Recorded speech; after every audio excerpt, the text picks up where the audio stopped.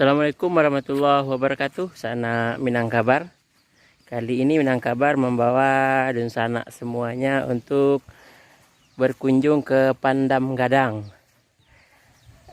Berkunjung ke rumah Ibrahim Datuk Tan Malaka. Beliau adalah salah seorang putra terbaik Minangkabau, putra terbaik Indonesia yang telah ditetapkan berdasarkan Kepres 53 tahun 63 bahwa diangkat menjadi pahlawan nasional. Namun nama beliau tak begitu terkenal sebelum ini ya. Lebih familiar kita mengenal Soekarno dan Hatta dalam sejarah Indonesia. Namun sebenarnya Tan Malaka juga memiliki andil besar dalam kemerdekaan Republik ini dengan ide-ide pergerakannya yang begitu menonjol. Bahkan beliau dikenal juga sebagai penggerak dari kaum sosialis ya. Namun sebagai figur anak muda Minang, dari berbagai literatur yang kami baca bahwa Tan Malaka adalah sosok religius yang tetap mengedepankan nilai-nilai agama dalam berbagai tindakannya.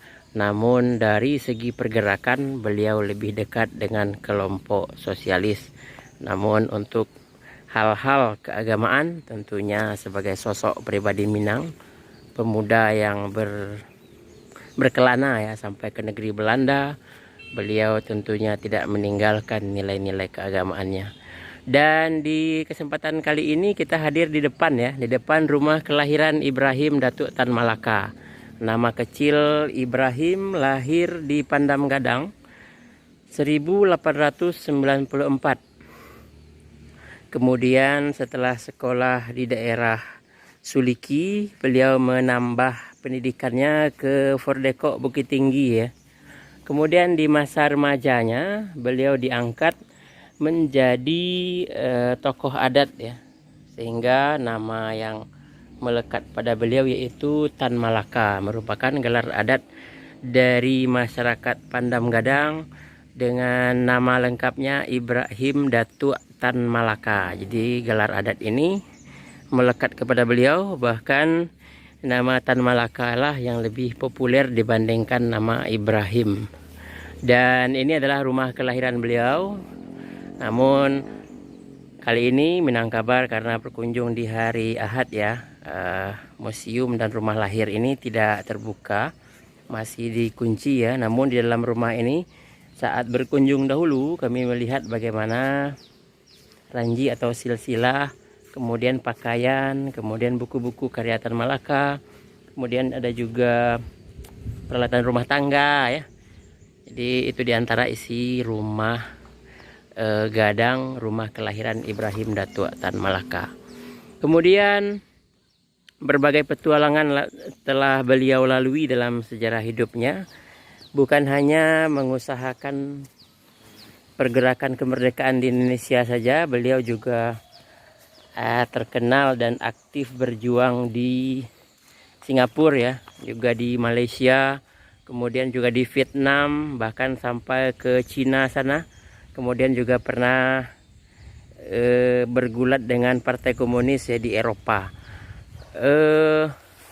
Dalam perjuangan beliau yang relatif terkenal ke kiri ya, jadi lebih mengutamakan, lebih konfrontatif ya terhadap bentuk-bentuk penjajahan dan ketidakadilan. Beliau dikenal sebagai tokoh yang memikirkan masyarakat banyak, sehingga gerakan-gerakan beliau itu lebih frontal terhadap bentuk kesewenangan penjajah ya. Kemudian di saat Indonesia masih bergolak ya, di awal kemerdekaan ternyata tragedi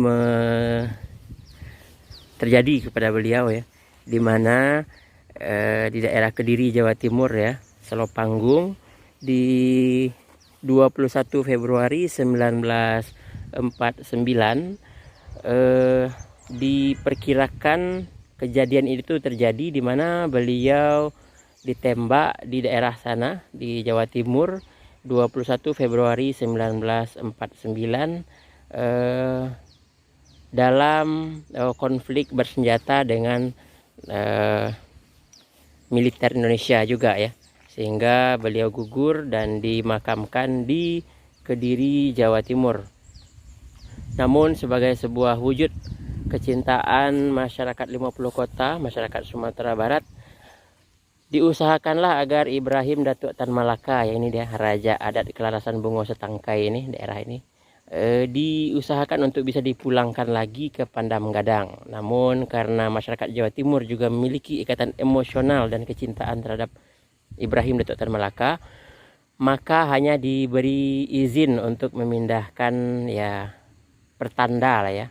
Jadi tanah pekuburan Ibrahim Datuk Tan Malaka di Selopanggung dibawa juga ke daerah 50 kota ke Pandam Gadang ini pada 1 Maret 2017. Dan seperti umumnya masyarakat Minangkabau ya, Tan Malaka yang lahir di rumah Gadang ini juga memiliki surau ya, di sana tempat beribadah, tempat sholat beliau di masa kecil, dan tentunya bukan bangunan yang sekarang ya, tentu lebih tua lagi umurnya, mungkin masih dari kayu ya. Dan sekitar masyarakat sini daerah Pandam Gadang ini hidup dari sektor pertanian, dan inilah yang menjadi pondasi dasar ya munculnya ide-ide untuk perjuangan kemerdekaan dari penjajahan sosok seorang Ibrahim Datuk Tan Malaka. Dari halaman rumah Ibrahim Datuk Tan Malaka, kami Minangkabar berbagi kabar ranah Minang. Dan jangan lupa like, comment, and subscribe-nya ya. Apabila ada masukan, kritik untuk kami, tentu kami akan menerima dengan senang hati. Assalamualaikum warahmatullahi wabarakatuh.